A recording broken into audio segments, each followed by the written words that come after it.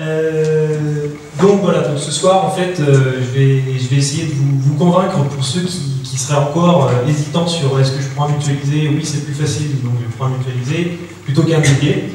Je vais être assez rapide, il n'y aura pas d'explication de comment on fait parce que ce serait bien trop long, ça pourrait éventuellement faire l'objet d'autres choses, on verra plus tard. Rapidement, bon, du coup, Edouard va présenter. Je m'occupe de la partie web et mobile chez Socrate. Et je vais juste insister un tout petit peu sur la partie pourquoi j'en suis arrivé à ce questionnement-là. Et en fait, initialement, je suis juste développeur. Donc, il y a encore quelques années, c'était le développeur, il développe, l'admin réseau, il s'occupe du déploiement, etc. Et en fait, il y avait personne dans la boîte qui s'occupait de ça. Donc, je me suis mis à faire ça. Et progressivement, je me suis dit, je peux carrément gérer le serveur. Je pense que c'est pas si compliqué que ça. Voilà. Alors, du coup, en fait, ce qui se passe, c'est qu'aujourd'hui, que ce soit des sites internet, des applications web et des mobiles, ils ont quasiment tous besoin d'un serveur pour fonctionner. Il y a un moment ou un autre, alors les mobiles fonctionnent en autonome, mais il y a un moment ou un autre, on va avoir envie de communiquer avec un serveur, etc. pour faire la synchronisation entre ces applications mobiles, etc., etc. Et donc, à ce moment-là, il se pose la question de quel type de serveur on va prendre. Alors, j'exclus volontairement la partie cloud aujourd'hui. Je suis plus centralisé sur le fait de gérer et d'administrer son serveur. Un petit peu orienté serveur web, maintenant la majorité des slides vont pour n'importe quel type de serveur, que ce soit un serveur de backup ou de mail, tout ce que vous voulez. Alors déjà, combien ça coûte? Il y a quelques années encore, c'était vraiment pas donné. Aujourd'hui, il y a pour moi en tout cas, il y a deux acteurs qui fait pas mal tomber les prix et qui permettent aujourd'hui d'accéder facilement à un serveur dédié. 8 €, je crois que c'est hors taxe, 8 € par mois chez OVH, 9,99 € par mois chez Online. Ça coûte plus grand chose. Et c'est des machines qui sont relativement puissantes pour le prix que ça coûte. Ils ont vraiment cassé les prix.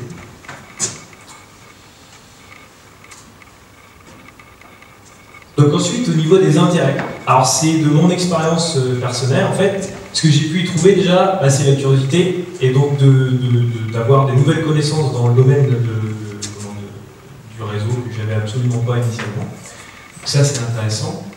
Après, précision, optimisation. Alors, quand on est sur un mutualisé, on subit la configuration que l'hébergeur nous a préparée, nous a fait, et on peut faire finalement peu de choses. Vite fait, 2-3 trucs dans son petit HT Access, quand les commandes sont correctement réglées dans son site, nous autoriser à les utiliser. Donc, on est très vite limité. Et puis au niveau de la maîtrise, en fait, vous allez utiliser uniquement ce que vous avez besoin d'utiliser, alors que sur un mutualisé, il y a toutes les machines du mutualisé qui vont avoir la totalité des composants d'Apache qu'ils ont voulu installer, etc. Là, vous allez choisir ce que vous voulez, vous installez les modules que vous avez besoin, vous installez ce que vous avez besoin. Donc ensuite, au niveau des composants, des choses dont vous allez pouvoir avoir besoin pour gérer votre mutualisé, ça va d'abord être ça va d'abord être le SSH. Il faut savoir qu'en mutualisé, ils en proposent maintenant un tout petit bout de SSH avec 3 lignes et demie autorisées dans un espace bien déterminé du serveur, enfin bref, pas grand-chose. Donc c'est vraiment la porte d'entrée en fait de vos serveurs, et puis on rejoint le talk précédent, et vous avez besoin de votre clé privée et publique pour y accéder, tout simplement. Alors, qu'est-ce qu'il faut voir au niveau du SSH? Très rapidement, alors il y a des masses et masses de configurations à chaque fois. Maintenant, je vais relever les premiers points auxquels moi je fais attention, où j'essaye de voir ce que je peux faire quand j'installe un dédié à la boîte généralement.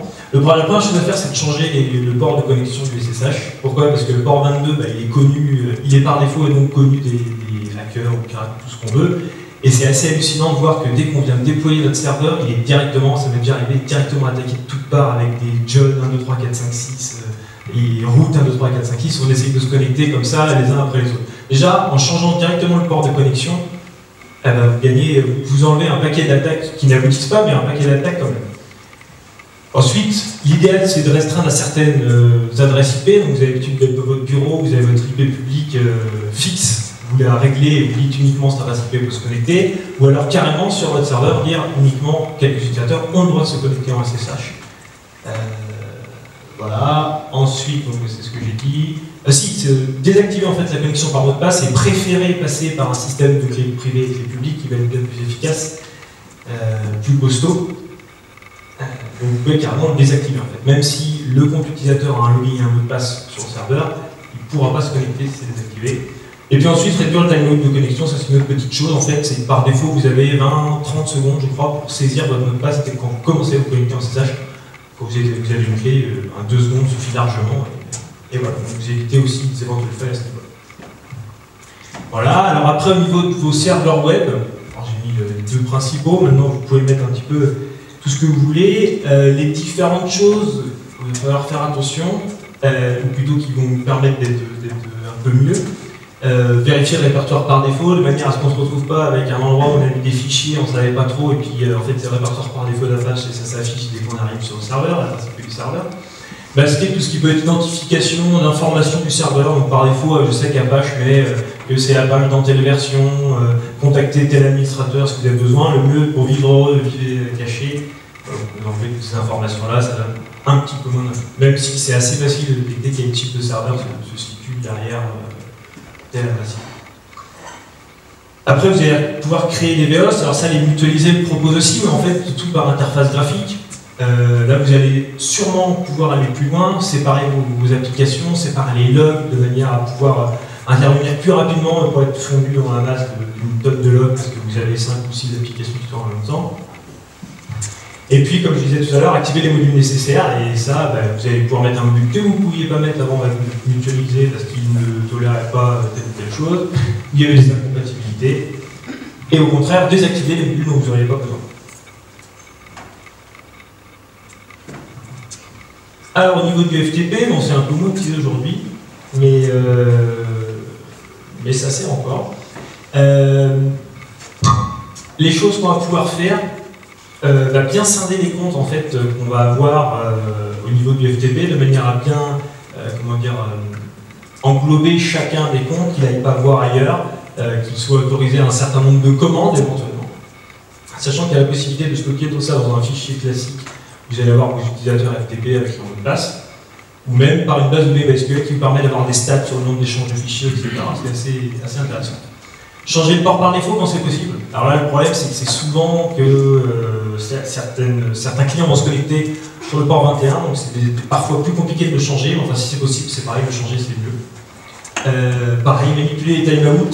Sur ça, j'ai une petite anecdote parce qu'on a eu des soucis avec un dossier sur le FTP qui avait énormément de fichiers, 55 000 je crois, donc du coup il était impossible d'aller dedans, les timeouts étaient trop élevés, donc du coup les connexions s'accumulaient, etc. Et le serveur finit par, dans les tours, et cracher. Voilà, donc là vous allez pouvoir les manipuler vraiment aux besoins que vous avez, évaluer le nombre de connexions simultanées, voilà, donc là trouver le juste milieu pour savoir combien de personnes en même temps sont possibles d'accéder à votre FTP, et puis comme les web servers, vous pouvez créer des virtualhosts, et donc du coup avoir des configurations précises pour chaque utilisateur ou pour chaque virtualhost, plutôt chaque virtualhost indépendant. Donc les commandes autorisées sur ce virtualhost, etc. Ensuite, iptable, alors il y en a d'autres, il y a ipcop, je crois, ou un autre, qui du coup est un pare-feu et qui va être le garant de la sécurité de votre serveur. Et c'est la partie presque la plus importante et qui, personnellement, au départ, m'a fait peur. Je dis, ah là là, ça me paraît compliqué, si j'oublie un truc, on va passer au travers, etc. Et en réalité, c'est tout bon. Et ça marche comme n'importe quel système de pare-feu. À savoir que par défaut, on interdit tout. Alors il faut y aller par étapes, il ne faut pas interdire tous, déconnecter et vouloir se reconnecter après parce qu'on est soi-même interdit. Mais vous allez tout interdire. Et puis juste après, vous allez ajouter uniquement les services dont vous avez besoin, à savoir généralement un port 80, un port 443 éventuellement, un port FTP si vous en avez besoin, un port de DNS, etc. L'intérêt, c'est que toute requête qui va arriver là-dedans, elle va être jetée directement si elle ne fait pas partie des règles mises dans le pare-feu. Classique pour un pare-feu, évidemment. Vous allez prendre ce script-là, le mettre dans un répertoire pour qu'il s'initialise dès que votre serveur se relance, parce que par défaut ça ne va pas le faire, donc si vous le mettez juste pour le temps de le time de la machine et qu'il redémarre, ça ne va pas servir beaucoup. C'est très complet et très simple à configurer, mais très simple à configurer, donc vous pouvez jouer sur les adresses IP, vous pouvez jouer sur l'adresse d'entrée, l'adresse de sortie, etc.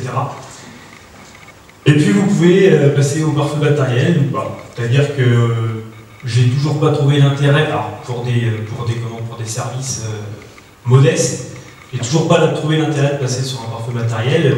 Les puristes vous diront, oh là, on dépêche, que en fait, la requête n'arrive, si vous avez un parfum matériel, la requête n'arrivera même pas sur votre serveur, elle sera jetée avant, donc vous ne venez pas consommer un peu de mémoire ou un peu de CPU de votre serveur, ça coûte assez cher, bon, pas trop intérêt.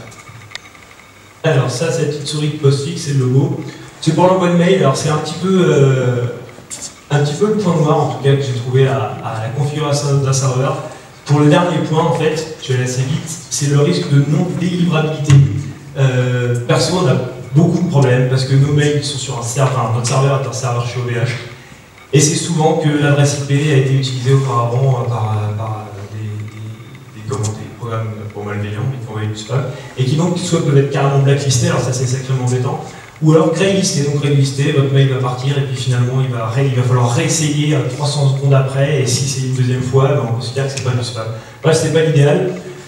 Personnellement, du coup, au boulot, on est passé avec un système externe qui s'appelle Mandrill, en fait, qui envoie des mails transactionnels.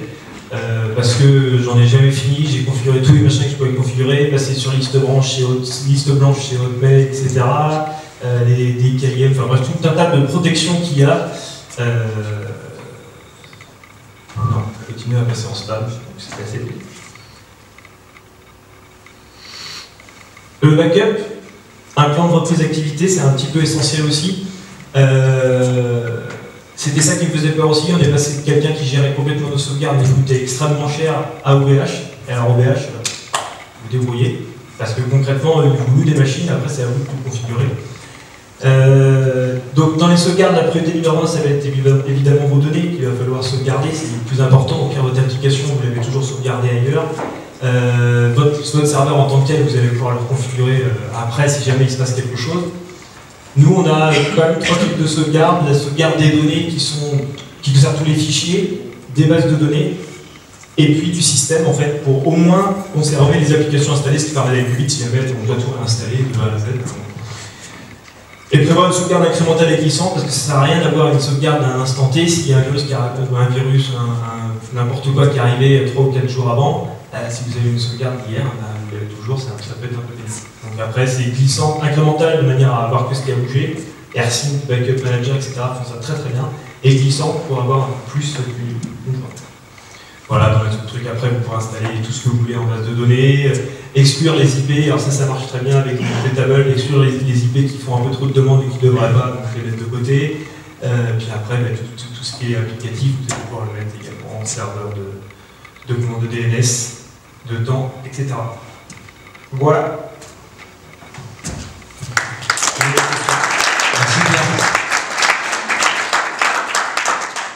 Pareil, si vous avez des questions, c'est le moment. Ouais. Tout au fond.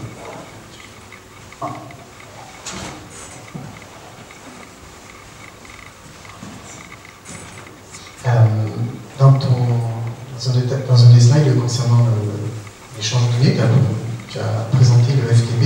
Oui. Pourquoi ne pas avoir plutôt utilisé le SFTP qui est carrément inclus directement dans SSH qui permet de gérer. Ça correspond à une demande de simplification pour les clients? Oui, c'est ça. C'est que historiquement, nos vieilles applications chez nous fonctionnaient sur du FTP. Il n'y a pas de données sensibles qui transitent à ce niveau-là, donc c'est du FTP. Maintenant, personnellement, je n'utilise plus de FTP, c'était que je me connecte en SSH directement en SFTP, différent de l'FTPS, qui fonctionne avec le SSL. Mais non, effectivement, c'est tout à fait configurable, ça marche tout pareil. Oui. Un deuxième petit point aussi, que tu n'as pas abordé, c'est essayer d'avoir le plus possible des certificats pour les clients, les certificats pour HTTPS, pour SSL et tout ce genre de choses. Alors il y en a qui proposent des certificats gratuits, ce qui peut être bien pour commencer. C'est Start SSL par exemple, qui est pas mal quand on veut développer des applications à petit niveau. Oui, c'est vrai. Alors après, sur tout ce qui va être certificat client, serveur, effectivement, nous on fonctionne avec ça aussi. Maintenant, on a abandonné tout ce qui était certificat client-serveur, parce que c'est, en tout cas, quand on fonctionne en HTTP, c'est très lourd, saisie du mot de passe à chaque session, etc. Donc ça peut vite être pénible pour le client. Mais on fonctionne du coup avec notre système d'autorisation. Ouais. J'avais juste un bout pour dire que pour faire suite à ce que je disais, les certificats signés par les autorités Les certificats signés par des autorités sont en fait aujourd'hui moins sécurisés que les certificats auto-signés en fait. Parce que les autorités de certification ont une grande chance d'être compromises. Et curieusement, les certificats auto-signés se retrouvent sans doute plus sécures. Et c'est un peu paradoxal et personne ne peut vraiment le faire parce qu'il y a des messages dégueux dans les navigateurs. Mais voilà, c'était pour la petite petit rebond rigolo. C'est toujours le problème de l'intermédiaire. Une dernière question.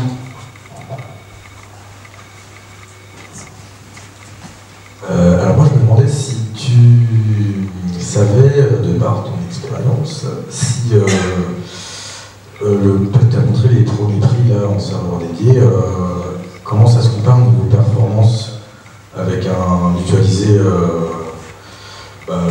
normal aussi, enfin dans les mêmes prix quoi, en fait. Alors c'est marrant parce qu'en fait le premier prix de mutualisé, de dédié d'OVH est du coup à 8 €. Il est même un tout petit peu moins cher que le plus performant des mutualisés de leur offre web chez eux. Et à 9,90 €, je crois, hors taxe, donc toujours un petit peu plus cher. Pour avoir pris récemment justement un serveur à 8 € chez OVH et avoir aussi un autre serveur à 9,90 € chez OVH, ça fait sensiblement la même chose. Honnêtement. Alors j'ai peu de choses qui tournent dessus. Hein. Il y en a un, c'est un petit site web, enfin c'est même pas bien, mais un petit site web qui tourne dessus.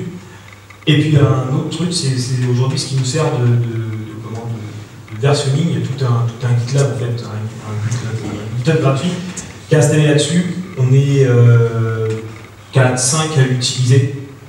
On n'a aucun problème. Il ne faudra pas qu'on soit bon, le double, ça passerait, je pense, après ça serait compliqué. C'est vraiment des serveurs. Chez OVH, ils ont fait la gamme, ils ont lancé il y a longtemps Qui me suffit. Et là, ils ont remodifié encore leurs offres. Donc il y a les Qui me suffit qui sont vraiment les premiers prix. Les Solute Start qui sont pour les boîtes qui veulent, les petites boîtes qui veulent prendre un dédié intermédiaire. Et après, il y a les solutions VH qui sont quand même un petit peu plus chères avec des machines de compétition. Voilà. Mais les performances sont entre le haut du mutualisé et le bas du dédié, ça s'équivaut à peu près, je pense. Voilà. Merci Pierre.